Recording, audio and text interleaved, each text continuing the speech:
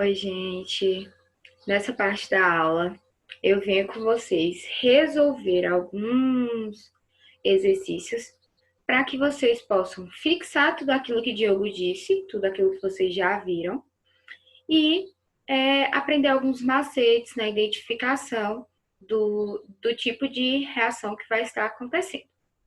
A princípio, eu escolhi alguns exercícios mais fáceis para que a gente aprenda primeiro como identificar quais as características de cada tipo de reação e depois a gente passa para um exercício um pouco mais complicado, mas que eu vou fazer com vocês e vocês vão ser capazes de identificar o tipo de reação que está acontecendo. Então, bora lá, né? Aqui a gente tem uma questão da UFPA que diz: observe as reações 1 e 2 e depois ele pergunta, respectivamente, que reação que está acontecendo. Ele pergunta se é uma reação de síntese e análise, simples troca e síntese, dupla troca e análise, análise e síntese, dupla troca e simples troca. Então, a gente vai ter que analisar as duas reações. Aqui, eu fiz esse quadro com tudo aquilo que o Diogo falou na aula teórica para vocês, para servir como uma colinha para a gente, para ficar tudo mais fácil. Então, vamos lá. Na primeira, a gente tem dois reagentes formando um produto.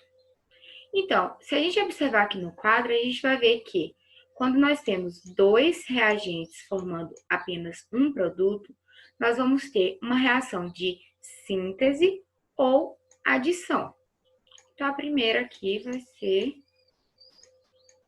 sim. Vou colocar só sim para a gente saber. Sim.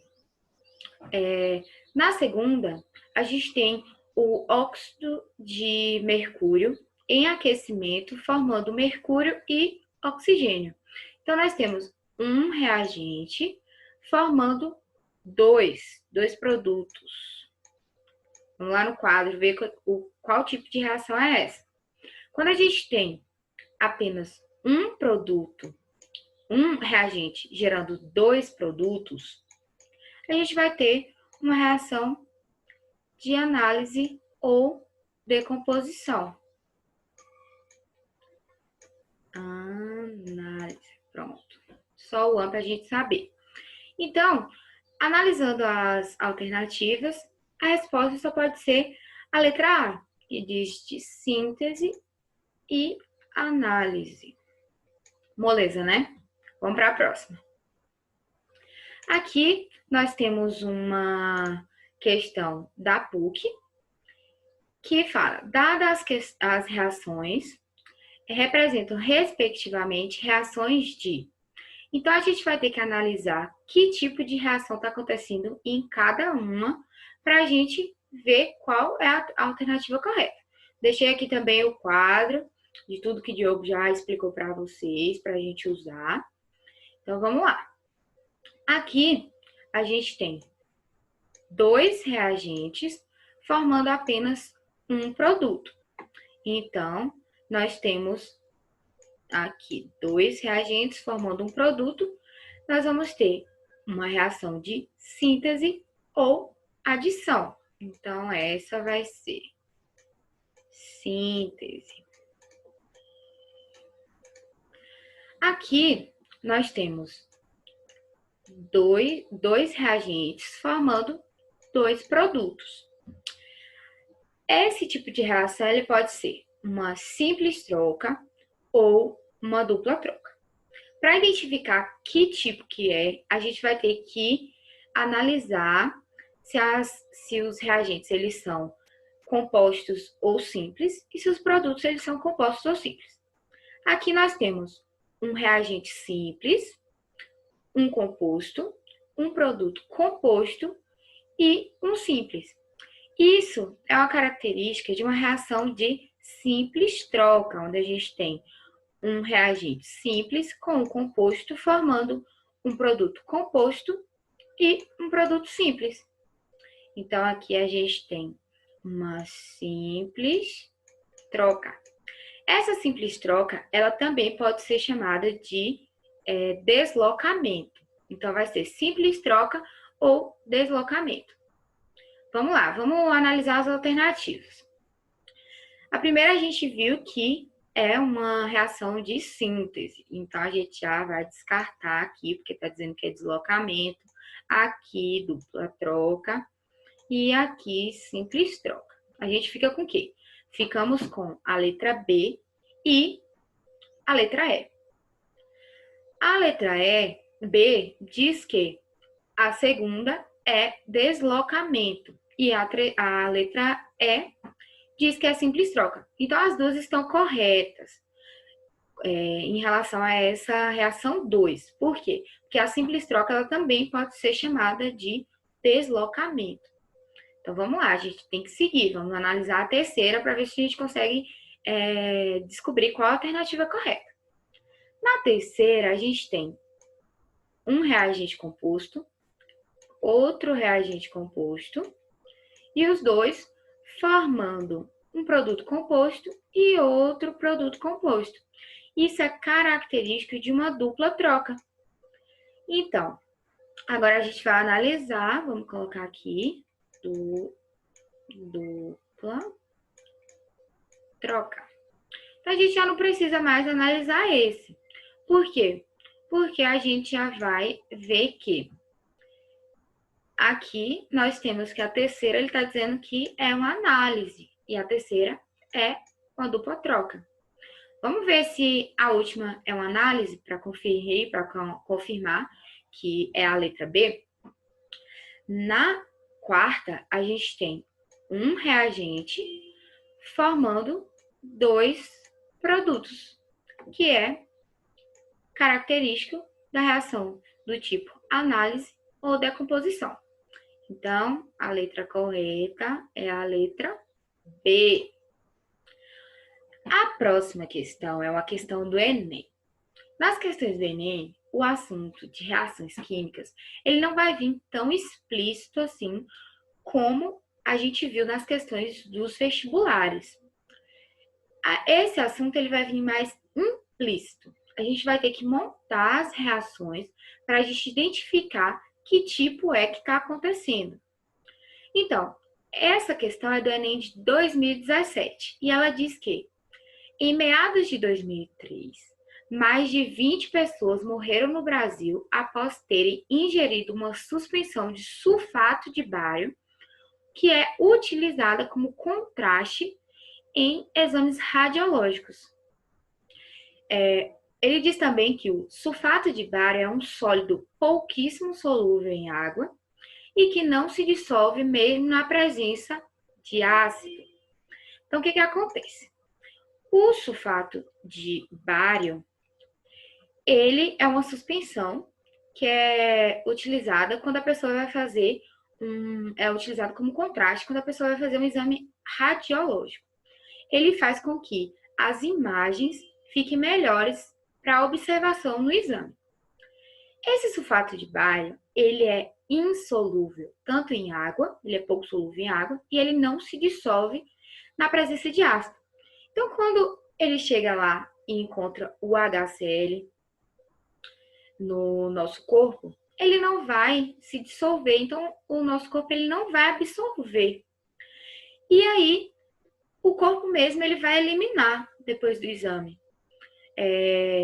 Só que aí teve um problema. Ele cita aí o problema. Vamos ver o que foi que aconteceu. As mortes ocorreram porque um laboratório farmacêutico forneceu o produto contaminado com carbonato de bário. Aqui, ó, apareceu o contaminante. E esse contaminante, ele é solúvel em meio ácido. Então, o que acontece? Quando ele chegou lá no corpo das pessoas que morreram, ele se solubilizou porque estava em meio ácido.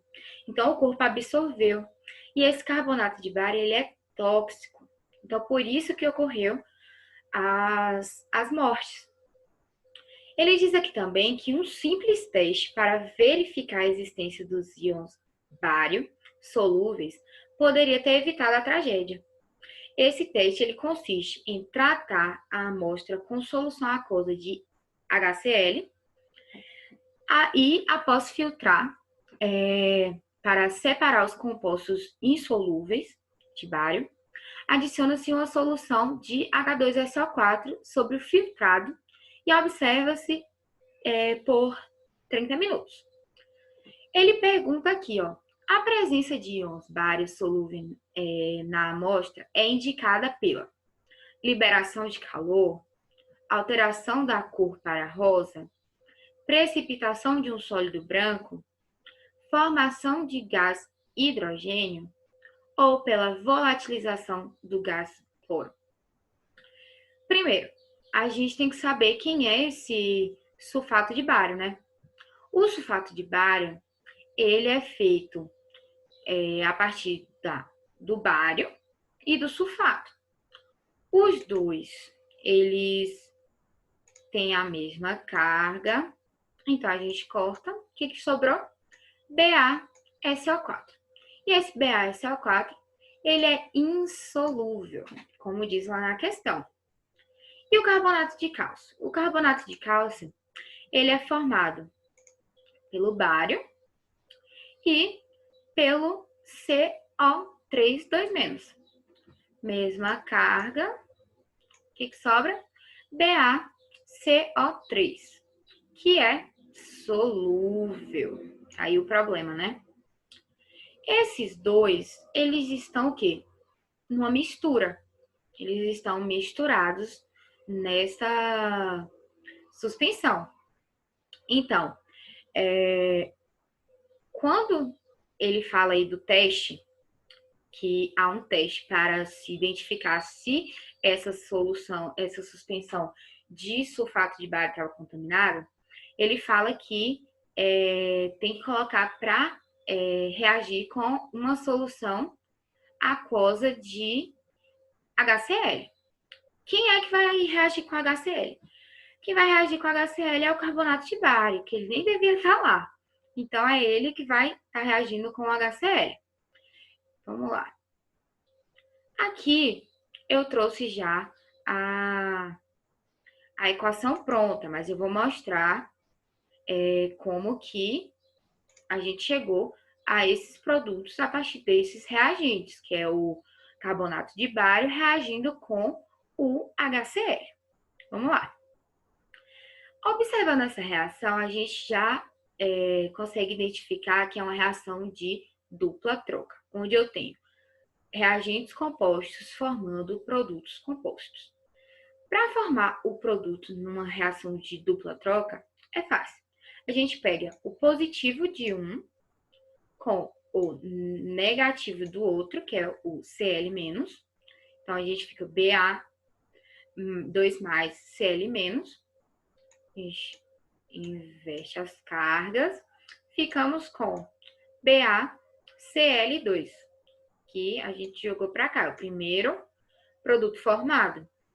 Vamos continuar. A gente pega o positivo de um, que é o H+, com o negativo do outro, que é o CO3 2-. Vamos inverter.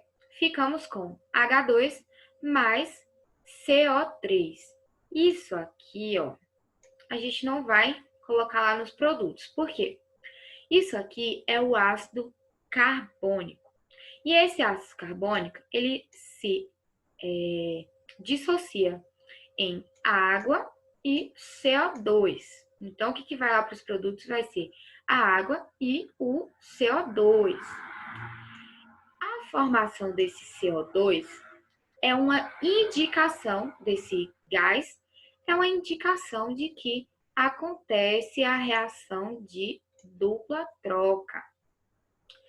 Aí, então, a gente fechou com a primeira parte do teste. Vamos para a segunda.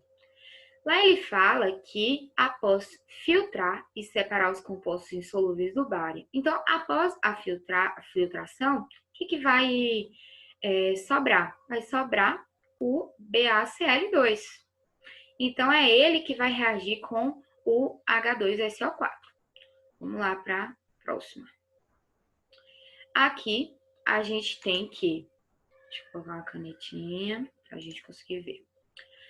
Nós também, eu já apresento para vocês a reação formada. Aqui a gente percebe que nós também temos uma reação de dupla troca, onde nós temos reagentes compostos formando produtos compostos. Vamos lá, vamos ver como é que esses produtos foram formados. Como eu expliquei no outro, a gente vai pegar o positivo de um com o negativo do outro. Mesma carga, a gente corta, ficamos com BaSO4, que tá aqui. E vamos terminar positivo de um com negativo de outro.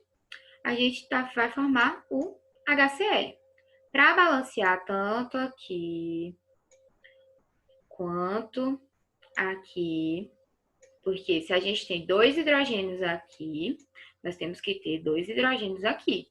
Assim como nós temos 2 hidrogênios aqui, temos que ter aqui também. Então, o que foi formado após a adição dessa solução aquosa de H2SO4? Formou-se o sulfato de bário, um precipitado do sulfato de bário. Se não houvesse a presença do carbonato de bário, esse sulfato de bário ele não se precipitaria. Então, aqui, ó, indicando que há um precipitado. Então, os precipitados formados pelos metais de transição, de transição simples, eles têm cor. Eles podem ser coloridos. Mas já esse metal, tanto o bário quanto o cálcio, eles são elementos representativos. Eles tendem a formar sais de coloração branca. Então, vamos lá analisar as alternativas. Aqui a gente tem que a letra A está dizendo que a presença dos íons bários solúveis na amostra é indicada pela liberação de calor. A gente não sabe se essas reações elas são endotérmicas ou exotérmicas. Então, a gente descarta essa liberação de calor, essa alternativa. A alteração da cor para rosa. Igual eu expliquei, os sais formados por metais por elementos representativos, eles tendem a formar sais de coloração branca e não rosa. Então, a gente descarta essa. E também a gente já sabe que a resposta correta é a alternativa C, precipitação de um sólido branco. Aqui a gente sabe que tendem a formar sais brancos. Formação de gás hidrogênio. Aqui não formou gás hidrogênio, formou gás carbônico. Então, a gente também já descarta essa alternativa. E volatilização do gás cloro. Em nenhuma das reações houve a formação do gás cloro. Então, a gente também já pode descartar, ficando com a alternativa correta. Letra C, precipitação de um sólido branco. Então, vocês puderam perceber a reação de dupla troca, como que essas reações elas aparecem nas questões do Enem, que elas não aparecem de uma forma tão explícita assim como nos outros vestibulares. A gente teve que montar todas as reações para ver que tipo de reação que era que estava acontecendo. Então é isso. Até a próxima aula. Espero vocês. Beijo. Tchau, tchau.